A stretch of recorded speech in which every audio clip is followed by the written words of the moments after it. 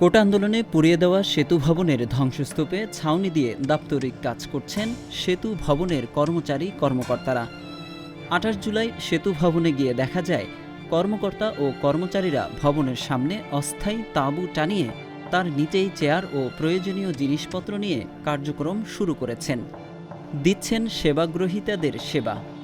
সেখানেই একসঙ্গে অফিস করছেন সেতু সচিব নিজেও।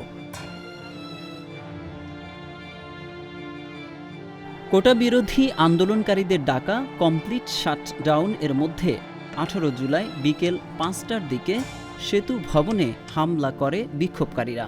প্রথমে ভাঙচুর শুরু করলেও পরে ভবনের সামনে থাকা গাড়িতে আগুন ধরিয়ে দেয় তারা।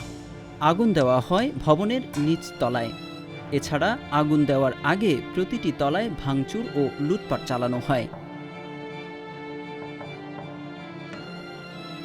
সেতু কর্তৃপক্ষ বলছে, ভবনের সামনে রাখা ৫৩টি গাড়ি পুড়ে ছাই হয়েছে।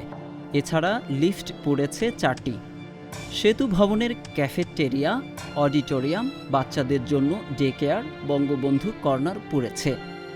ভবনের ২ তলা পর্যন্ত সব নথি পুড়ে ছাই হয়েছে।